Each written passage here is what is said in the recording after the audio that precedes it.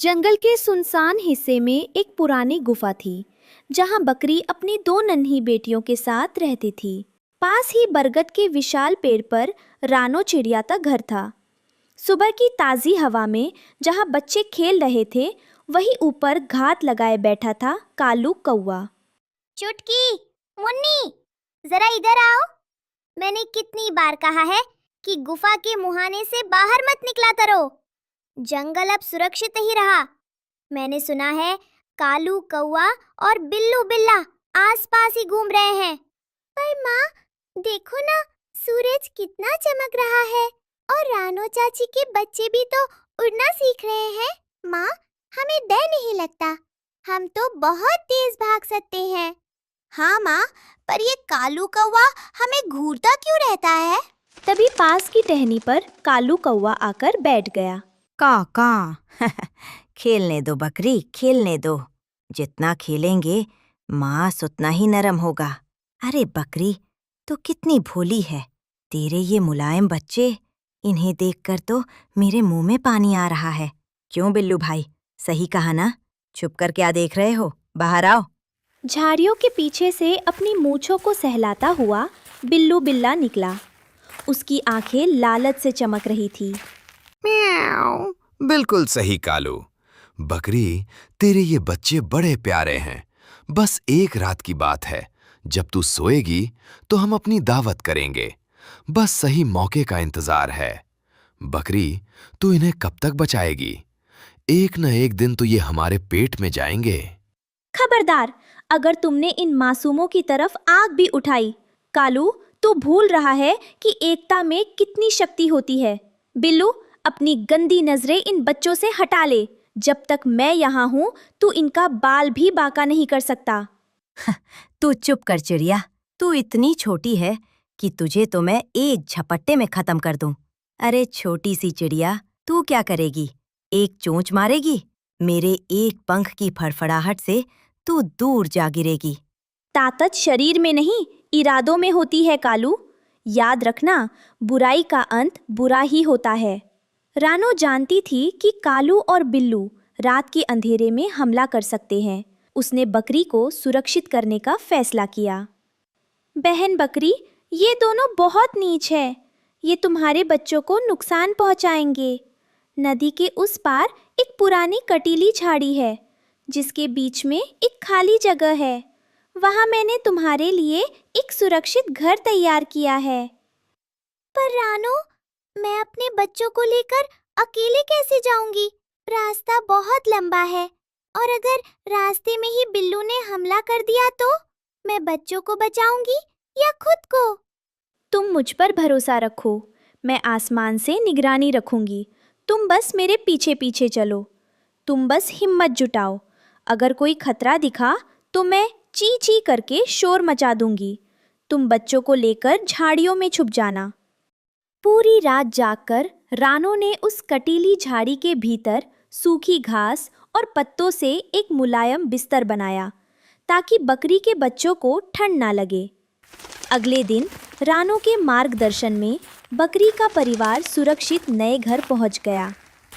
एक शाम जब रानो दाना चुगने गई थी और बकरी पास के मैदान में घास चर रही थी, तभी बिल्लू बिल्ला ने उसे अकेला पाकर हमला कर दिया। आज तो खेल खत्म। म्याऊ। आज तो कोई चिड़िया भी नहीं है बचाने वाली। आज तेरा अंत निश्चित है। बिल्लू ने बकरी की गर्दन पर झपट्टा मारा। बकरी ने फुर्ती से खुद को बचाया और अपने नुकीले सींगों से बिल्लू की छाती पर वार किया। लेकिन बिल्लू बहुत फुर्तीला था। उसने अपने तेज पंजों से बकरी के पैर और पेट को लहूलुहान कर दिया। मेरे बच्चों, भागो, रानो के पास जाओ। रानो, मेरे बच्चों को बचाना। रानो ने दूर से बकरी की आवाज सुनी और तेजी से वहां पहुंची। उसने देखा कि कालू कौवा भी ऊपर से बकरी की आंखों पर चोंच मारने की कोशिश कर रहा है। कालू, हटो यहाँ से! रानो ने जोर जोर से चिल्लाना शुरू किया। उसकी आवाज सुनकर जंगल के जंगली सूअर और अन्य पक्षी वहां जमा होने लगे। शोर और भीड़ देखकर कालू और बिल्लू वहां से भाग खड़े हुए। लेकिन बकरी बुरी तरह घायल हो चुकी थी। माँ, आंखें खोलो। रानो चाची, क्या हमारी माँ हमें छोड़कर चली जाएगी? रो मत मेरे बच्चों, तुम्हारी माँ बहुत बहादुर है। मैं अभी जंगल से जड़ी बूटियाँ और मीठे फल लेकर आती हूँ। तुम बस अपनी माँ के पास रहो।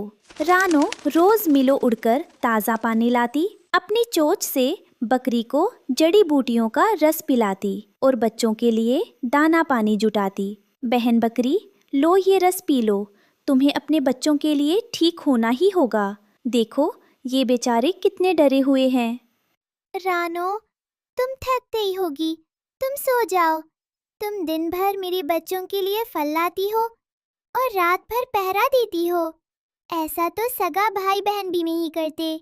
दोस्ती का रिश्ता खून के रिश्ते से बड़ा होता है। जब तक तुम अपने पैरों पर खड़ी नहीं हो जाती, मैं चैन से नहीं बैठूंगी। दोस्ती में सेवा नहीं, प्यार होता है बहन। तुम बस जल्दी ठीक हो जाओ, हमें उन दुश्मनों को सबक सिखाना है। धीरे धीरे रानो की देखभाल से बकरी स्वस्थ हो गई। अब वो पहले से ज्यादा ताकतवर महसूस कर रही थी। एक दिन कालू और बिल्लू फिर से वहां आ धमके। खा, आज तो बकरी बीमार होगी, काम आसान हो जाएगा। हाँ, आज दावत पक्की है। जैसे ही वो आगे बढ़े, रानो चिड़िया ने इशारा किया, अभी हमला करो।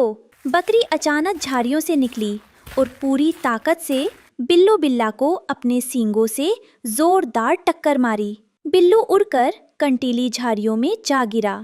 उई माँ, मर गया, भागो! ऊपर से रानो चिड़िया और उसकी चिड़िया सहेलियों की टोली ने कालू कौवे पर चोंच से हमला कर दिया।